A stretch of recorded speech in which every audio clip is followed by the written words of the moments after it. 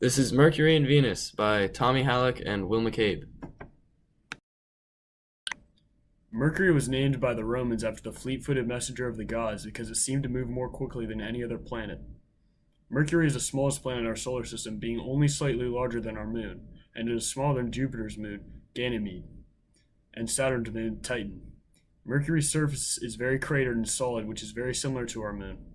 Mercury's surface consists of many craters, scarps, and lava flows. The craters greatly differ in size. Some are 100 meters and some are 1,300 kilometers across. Scarps are long, winding cliffs that indicate the planet's crust may have contracted.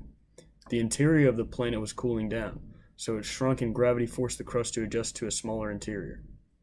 Scarps were formed when the crust was broken along an inclined plane and pushed upwards. Mercury is only 4,879 kilometers across, while Earth is almost 1,300 kilometers across. Mercury's outer layer, its crust, is 60 to 185 miles thick, which is much thicker than Earth's flimsy 20 to 30 mile crust. The layer below Mercury's crust is its mantle, which is considerably smaller than Earth's. Mercury's core is huge compared to the size of the planet itself. No other planet in the solar system has such a large core relative to its size. The planet Mercury does not have any tectonic plates or movements.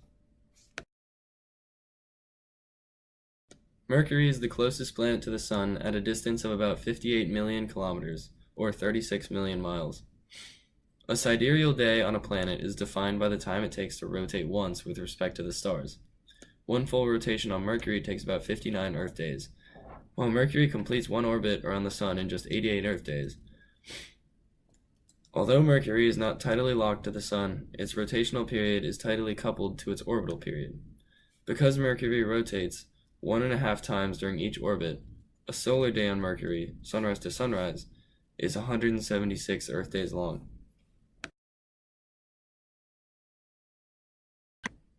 Mercury's thin atmosphere, or exosphere, is composed mostly of oxygen, sodium, hydrogen, helium, and potassium. Mercury has no moons and no rings. Standing on Mercury's surface at its closest point to the Sun would appear more than 3 times larger than it does on Earth. However, the sky is always black because Mercury has virtually no atmosphere to scatter the Sun's light. Mercury's lack of atmosphere is what causes the temperature to range from negative 280 degrees to 800 degrees Fahrenheit. The Caloris Basin is the largest feature on Mercury.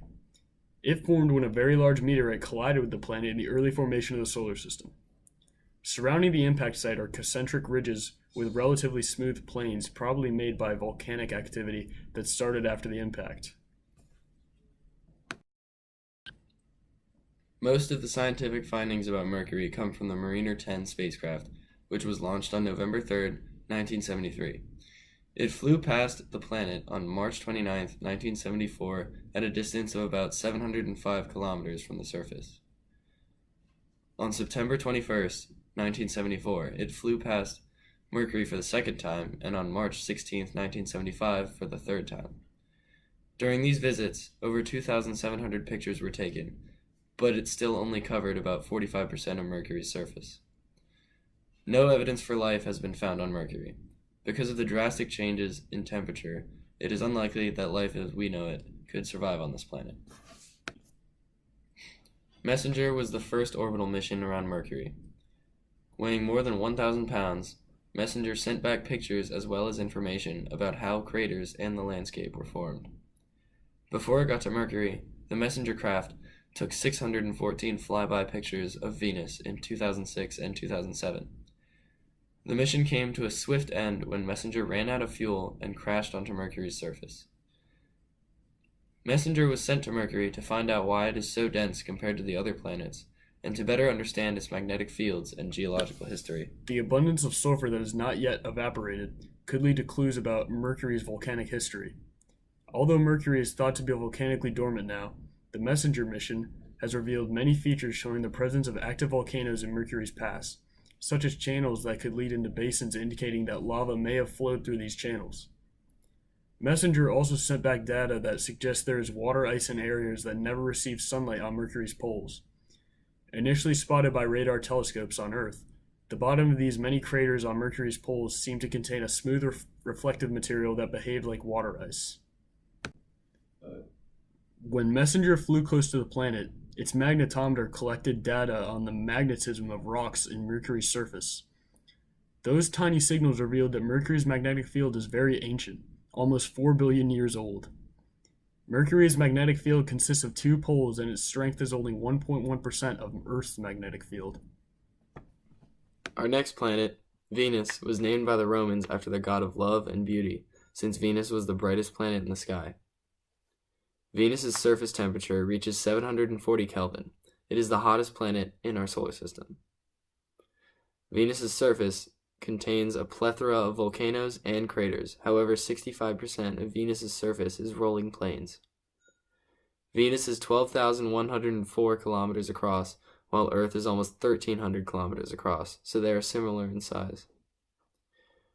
Since the surface of Venus is hot enough to melt lead, and no spacecraft has survived on the surface for longer than a few hours, there just isn't very much information about Venus's internal composition. Venus's outer layer, its crust, is 50 kilometers thick, composed of siliceous rocks. The layer below Venus's crust is its mantle, which is thought to be about 3,000 kilometers thick. Venus's core is thought to be very similar to Earth's, considering their other commonalities. Earth's is made mostly of iron and nickel. Venus's crust does not have any moving plate tectonics. For some reason, they shut down billions of years ago. It is widely accepted that Venus went through a sort of global resurfacing event less than 500 million years ago. Venus's atmosphere, or exosphere, is composed mostly of carbon dioxide with thick clouds of sulfuric acid completely covering the planet. Although carbon dioxide is invisible, the clouds on Venus are made up of completely opaque sulfuric acid, resulting in extreme greenhouse effect. The atmospheric pressure on the surface of Venus is 92 times more than what you would experience on Earth. Venus has no moons and no rings. Venus's average temperature is 864 degrees Fahrenheit. It gets cooler as you go further from the surface into Venus's atmosphere. Venus is the second closest planet to the Sun at a distance of about 108 million kilometers, or 0.723 AU. Venus has the most circular orbit of any planet in the solar system. One full rotation on Venus takes about 243 Earth days, and Venus completes its orbit around the Sun in 224.7 Earth days. A day on Venus, sunrise to sunset, lasts about 116 days and 18 hours. Venus's magnetic field is 0.000015 times that of Earth. This could have to do with Venus spinning so slowly. Venus's core may not spin fast enough to create a magnetic field like Earth's. Billions of years ago, the climate of Venus may have been similar to that of Earth, and scientists believe that Venus once possessed large amounts of water or oceans. However, due to the high temperatures produced from the extreme greenhouse effect, this water boiled off long ago, and the surface of the planet is now too hot and hostile to sustain life. The estimated age of the Venetian surface is around 300 to 400 million years old. By comparison, the surface of the Earth is around 100 million years old. Venus rotates in the opposite direction to other planets. Most other planets rotate counterclockwise on their axis. However, Venus, like Uranus, rotates clockwise.